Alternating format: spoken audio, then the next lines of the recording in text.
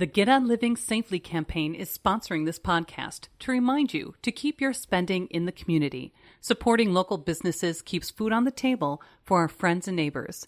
Follow them on social media and learn more at getonlivingsafely.com.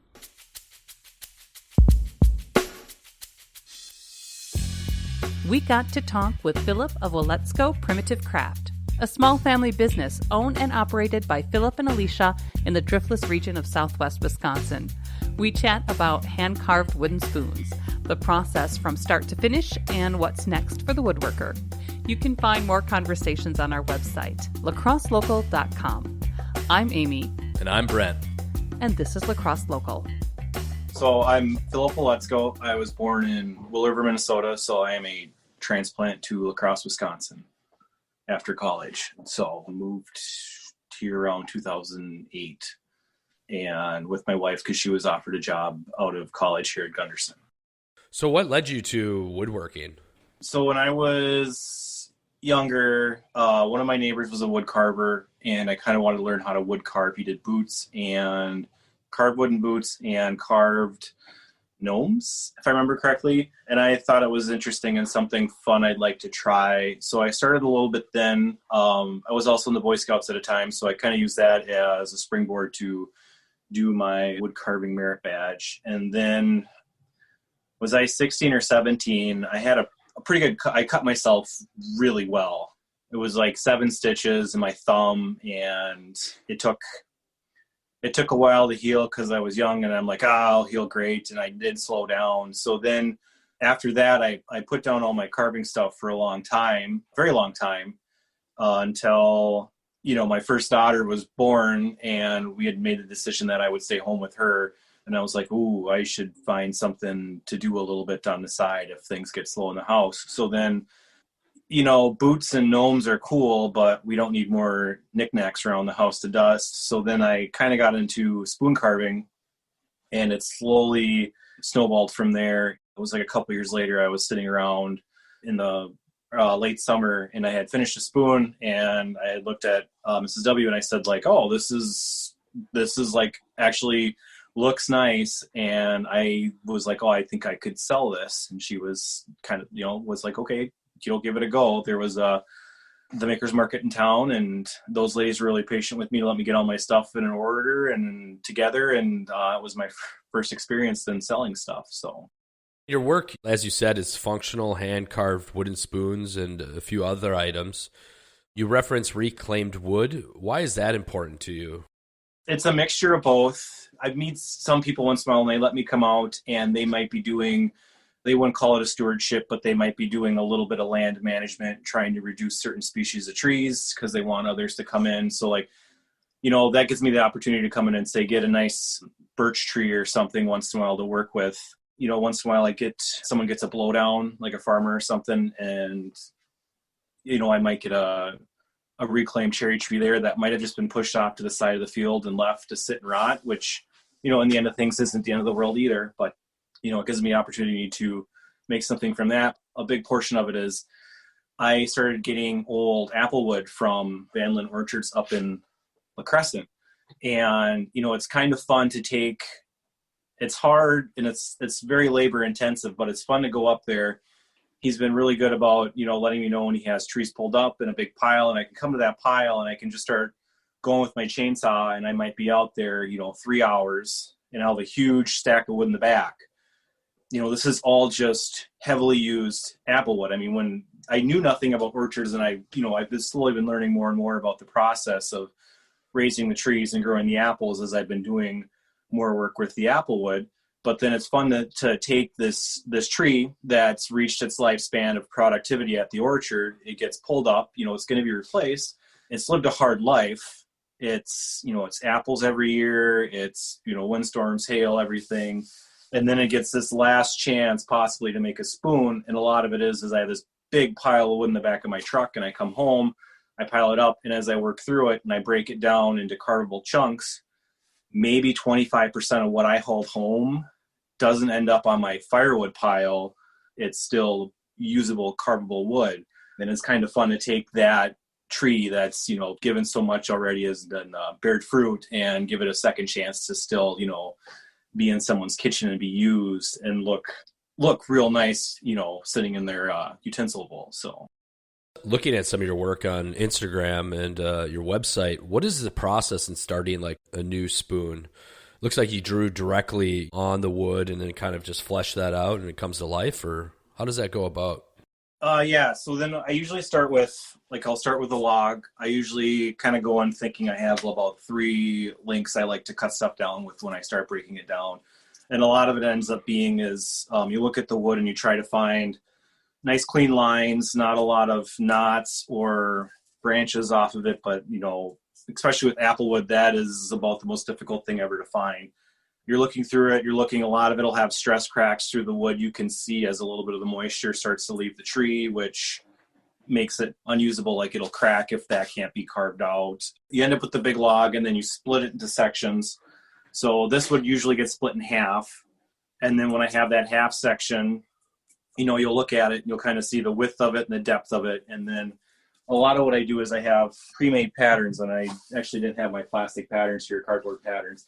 I have semi-templates I'll make, and I can outline what I'm going to do or carve or make.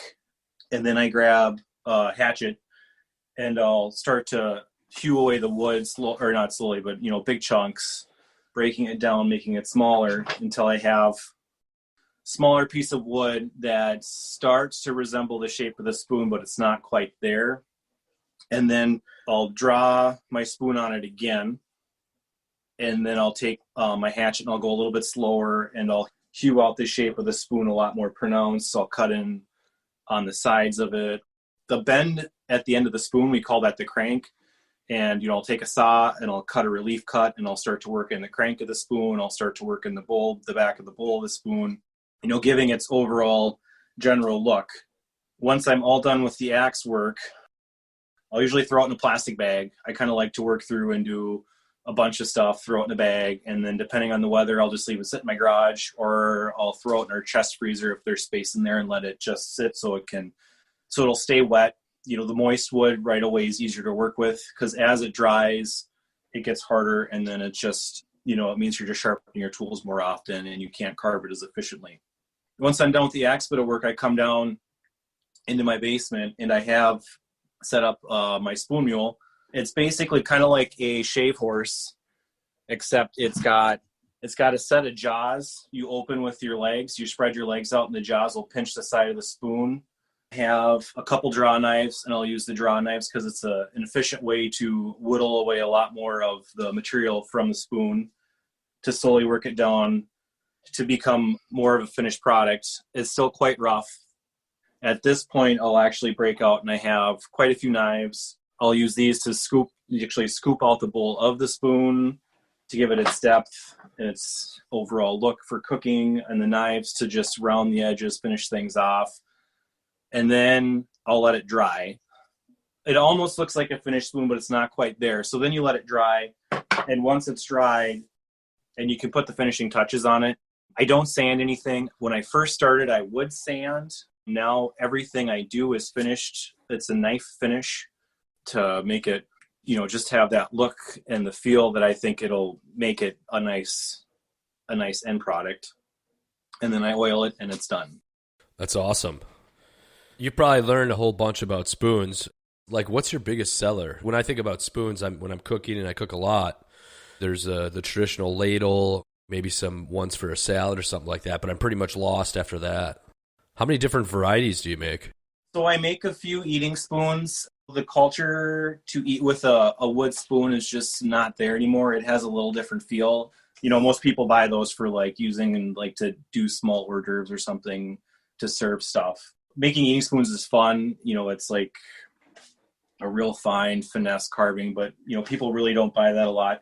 I think I sell a lot of, I make standard a left and a right-handed spoon, kind of a round spoon. So they have a flat edge.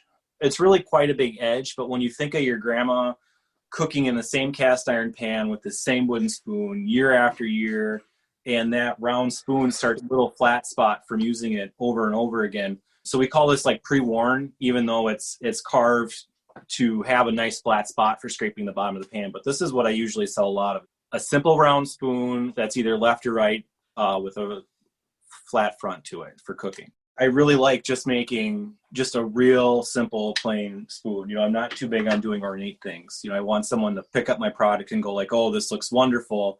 I have the perfect place to display it. I would rather have someone pick it up and go like, oh, this reminds me of grandpa or grandma making something during Christmas time and that one spoon they always use. And I kind of like to use it because it, brings back all these nice memories. That's my end goal is to have something that someone picks it up and they just have that nice memory of. I'd rather have them being used and abused and mistreated and enjoyed. Yeah, definitely. So what's next for you? What have you been working on? Is there anything you're looking forward to? When we first started, shelter in place or whatever, like I was still doing a lot, real motivated, but my kids are younger, but I was still then all of a sudden you're like doing school every morning and home all the time. And you're, and it's just like, I kind of just set everything down. I don't know if it was April or May. I was just kind of like, I just stopped quite a bit of what I was doing and took a breath. Cause at that point, you start getting that emails of, we're going to delay the show to this date for the event. And then, you get closer to that day and then they're like, so we're going to cancel the event, or they try to redelay it. So all of a sudden it's kind of like, there's that constant nagging in the back of your head going like, I have to have things made because I'm signed up to do the show and I paid money to be a part of it. I need things to sell. That kind of goes away. So it was a lot of just enjoying time. Like I spent a lot of time with my girls, where I would have been doing, the evening I might have been downstairs carving or doing something else. A lot of that went to my kids. Honestly, for me in my future, I look at I shouldn't say possibly, I want to build a pole lathe. I'd like to do traditional bowl turning with an old fashioned pole lathe. So it's, it's kind of like a treadle system. You have a big, like some type of big rubber band or spring, and then a rope goes down around the mandrel, and then you pump your leg up and down like a treadle, and it pulls the bowl around like a turn or turn and a half, and then it has to rewind and go back again. And I'd like to try to start making like wood turn bowls that traditional way. I think would be a real interesting treat to start, bringing back that. So I have work up at Van Linn Orchards. He's open on the weekends. So if you're ever out for a short drive and you need to stop and get some apples, I have a few pieces up at the orchard, along with a couple artists are also allowed to have stuff up there. Where else can people find out more about you? I have some stuff at Shuby's, another real good business. They contacted me about having stuff, and I'm glad to have stuff there as well for sale. And then, I have my website, WaletzkoPrimitiveCraft.com. I have stuff for sale on there, Instagram and Facebook. Also, Waletzko Primitive Craft at Facebook and at Instagram. Lacrosse Local Podcast is a production of River Travel Media. Do you have an interview idea you would like to share with us? Message us on Facebook at Lacrosse Locals. Subscribe to the Lacrosse Local Podcast on your favorite podcast app. If you like us, rate us 5 stars. We thank you for it.